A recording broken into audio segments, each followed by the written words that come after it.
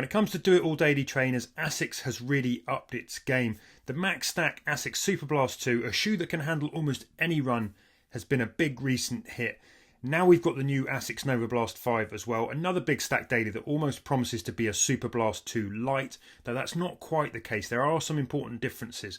In the grand scheme of things, these are both big shoes. The ASICS Novablast 5 packs a Max Stack midsole from a new Flight Foam Blast Max foam that's tuned to be softer but also deliver more bounce than the Novablast 4. There's a large rocker to smooth the transitions and a reduced heel extension to cut the weight and improve the ride for heel strikers. Meanwhile, the ASICS Superblast 2 uses a full-length layer of the brand's Flight Foam Turbo Plus.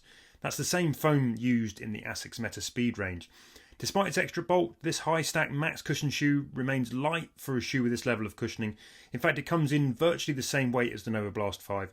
Both shoes largely cater for the same kinds of runs but handle them in a slightly different way. Both shoes are enticingly versatile, but the Superblast 2 is by far the more energetic, with a smoother ride and a more consistent punch. The Novablast 5 has energy and it's also a capable cruiser, but the softer edge just isn't quite as encouraging as the ride that you get from the Superblast 2. It's also a shade less stable than the stiffer Superblast. The Novablast 5 ride relies more on the foam compressing deeper and getting more energy from the bounce back, so it feels softer, particularly at slower paces, and that creates a ride that's arguably less punchy but ultimately more protective.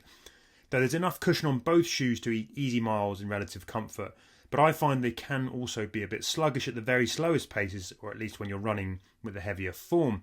When it comes to the fastest training, for some runners both shoes might be a bit too much shoe on the foot for tackling things like intervals, though if you don't mind a bigger shoe, you can do these sessions in either shoe. They just don't necessarily excel at it. For me, the sweet spot for the ASICS Novablast 5 and the Superblast 2 is really cruising from around marathon pace to tempo.